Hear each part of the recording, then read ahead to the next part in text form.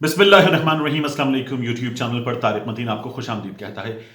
Mister justice काजी फाइज ईसा साहब के हवाले से सुप्रीम कोर्ट ऑफ पाकिस्तान के फैसले में, चीफ जस्टिस गुलजार अहमद के फैसले में जो चीज़ें लिखी हुई हैं उन पर हम बात करेंगे।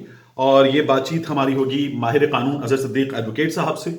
और अजहर साहब से मैंने अक्सर कानूनी जो निकात हैं वो समझे हैं, इन मामलात पर राय ली है। अजहर साहब सुप्रीम कोर्ट ऑफ पाकिस्तान के सीनियर वकील हैं और साथ ही अजहर साहब जो है वो एक ज़बरदस्त यूट्यूब चैनल जो है उसे भी रन कर रहे हैं, और जो कानूनी मामलात हैं उस पर वो अपनी ज़बरदस्त राय के साथ सामने आते हैं और तमाम कानूनी निकात के साथ आपकी रहनुमाई करते हैं।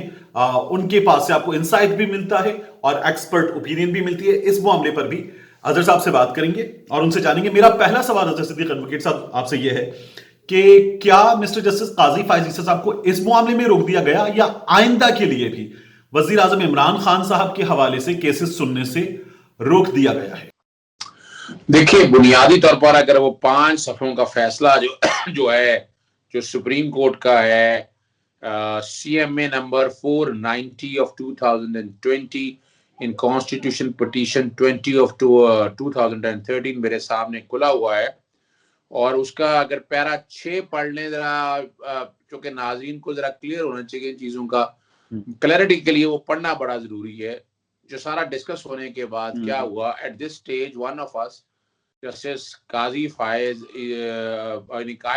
Issa judge sought to place on record photocopies of certain documents stated received by him from some anonymous source through a WhatsApp message. Copy of such documents were handed over by the honorable judge to other honorable members of the bench. A copy was also handed over to the learned Attorney General for Pakistan. The honorable judge also stated that he was unsure if the documents were genuine.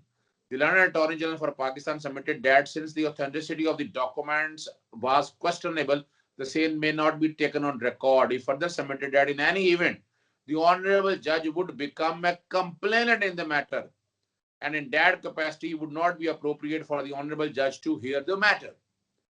The Honorable Chief Justice of Pakistan therefore observed that in these circumstances, it would not be proper for the Honorable Judge to hear the matter, considering that he had already filed a petition against Prime Minister of Pakistan in his personal capacity. Therefore, to uphold the principle of unbiased and impartiality, it would be in the interest of justice that the Honorable Judge should not hear matters involving the Prime Minister of Pakistan. अब ये फैसला अगर आप सामने रख कर देखें तो ये चीज क्लैरिटी के साथ आ गई है। हम हिस्ट्री में भी देखते आए हैं जिस तरह के अल्फाज उन्होंने पिटीशन में उनकी मिसेज ने इस्तेमाल किए हैं, यानी वो जाती कैपेसिटी के हवाले से अगर देखा जाए तो इसके लिए हमें ज्यादा आसानी हो जाती है कि हम अगर कोड ऑफ कंडक्ट ऑफ जजेस अगर हम देख लें, हम जो सुप्रीम जुडिशल काउंसिल का 2009 में कोड ऑफ कंडक्ट जो जजेस का है वो बड़ा क्लियर है इस हवाले से। और बुनियादी तौर पर ये खुद अच्छा, ये जो 2009 का कोड ऑफ कंडक्ट आप बता रहे हैं, अगर मैं आपको यहाँ इंटरप्ट करूं, इजाजत दें।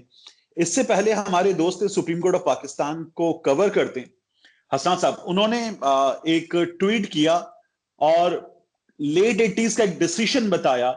उस डिसीजन के मुताबिक सुप्रीम कोर्ट ऑफ पाकिस्तान का कोई जज किसी दूसरे जज को रोक नहीं सकता किसी के खिलाफ केस सुनने से। उस पर लोगों ने यह एतराज भी किया कि वो जो सर्कमस्टांसेस हैं उनमें क्या वो जज जिसकी बात की जा रही है उस फैसले में, क्या वो खुद कोई केस फाइल कर चुका है, ऐसा मामला है या नहीं?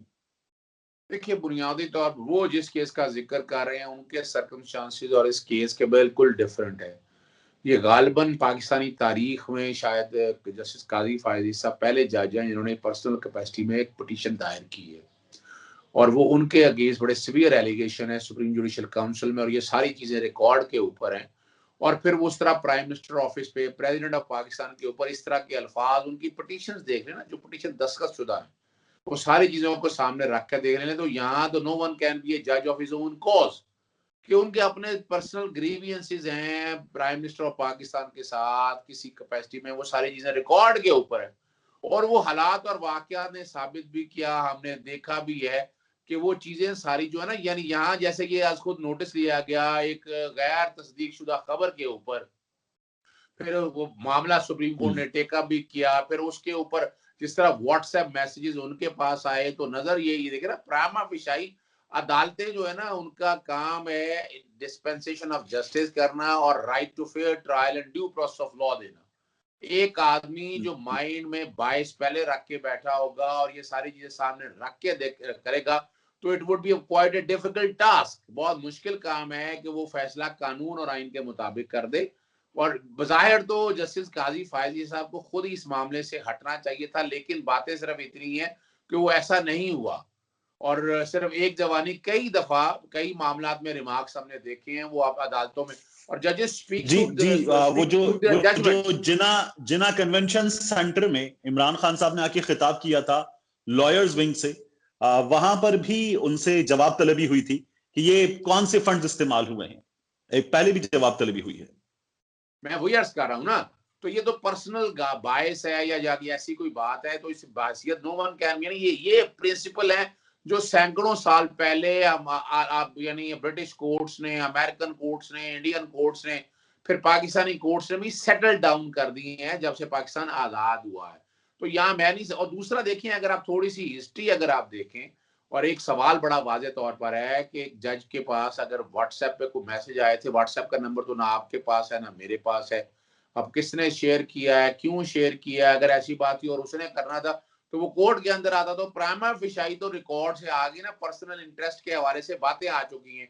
और अगर आपको याद हो 2019 के हवाले से जब प्रेसिडेंट रेफरेंस फाइल होना था, और प्रेसिडेंट रेफरेंस का जो फैसला आया, जो 13 सफ़ों का फैसला है, अगर आप उसमें देख लें, जो बकायदा एडवोकेट वहीद शहजाद भट्ट ने दरखास्त दायर की थी, और उसके अंदर यही इल्जाम था कि ये जो खत है ये लीक किसने किया है।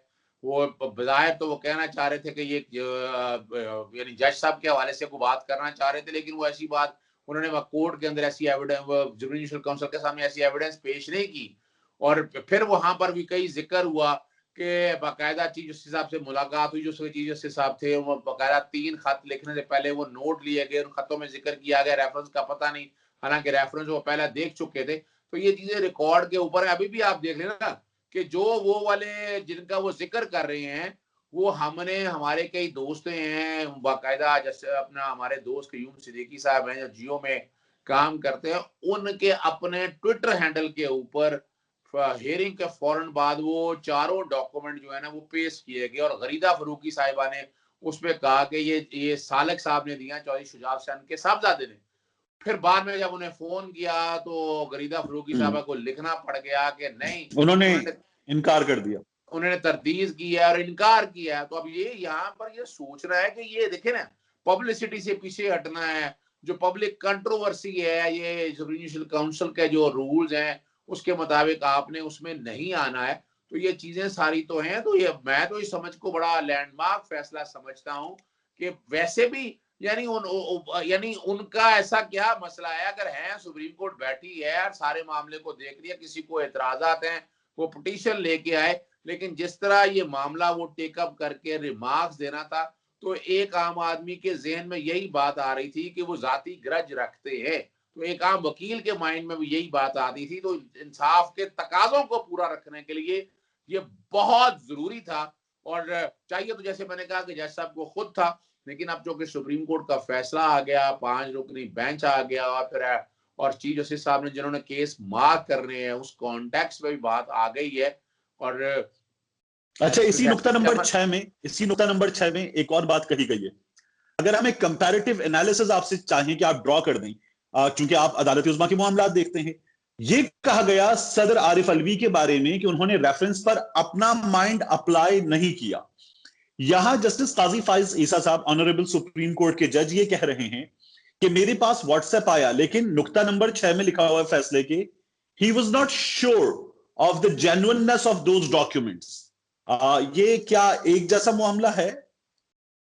देखिए, आपने बड़ी जबरदस्त और रेलेवेंट बात की है आपने, यानी अगर हालात और वाकयात को सोचें, यहाँ बड़ी सीधी बात है, जज साहब खुद मुतमिन नहीं है कि पता नहीं ये सही है या नहीं सही है, लिखा हुआ है फैसले में, और वो बाकायदा कॉपियां प्रिंट करके लाए।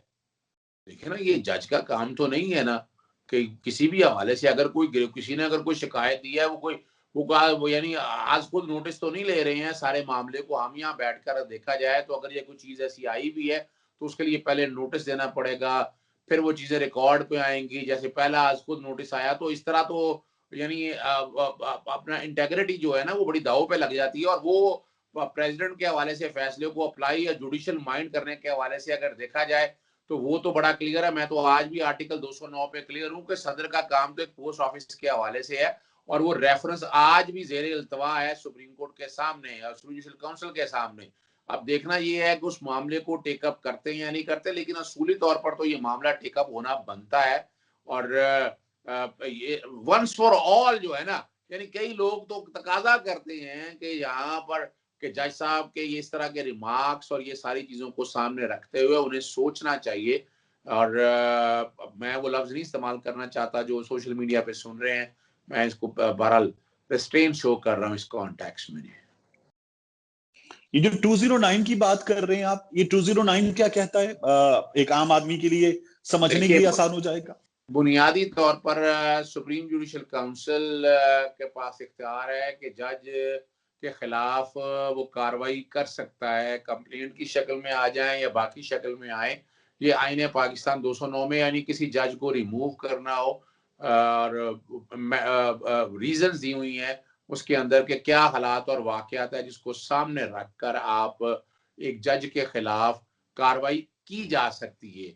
तो ये जो यानी मैं देखे ना एक कानून के तालिब इल्म होने के नाते कि जो बातें सारी सामने आई हैं, जो चीजें सारी सामने आई हैं, उससे देयर इज अ पॉसिबिलिटी, ये एक पॉसिबिलिटी हो सकती है कि सुप्रीम जुडिशियल काउंसिल में एक रेफरेंस जा ये सकता है। पॉसिबिलिटी हो सकती है कि ये सुप्रीम जुडिशियल काउंसिल रेफरेंस जा सकता है जस्टिस फाइज ईसा के खिलाफ। जी बिल्कुल ऐसा ही है जी। ये मेरी जाती राय है। मैं समझता हूँ कि चीजें सारी सामने रखकर जो है ना क्लैरिटी के साथ अब चीजें सारी, मिसाल के तौर पर देखें, दो बातें हैं। एक तो इस मामले की इंक्वायरी और इन्वेस्टिगेशन किसी स्टेज पे होनी चाहिए कि किसने जज साहब को वो जो डॉक्यूमेंट है ना वो फॉरवर्ड किए। अगर उनको फॉरवर्ड किए तो वो सहाफियों तक या किस तरह कर किसने डॉक्यूमेंट फॉरवर्ड किया वो सारा ट्रैक रिकॉर्ड मिल जाएगा। कोई मुश्किल काम नहीं है।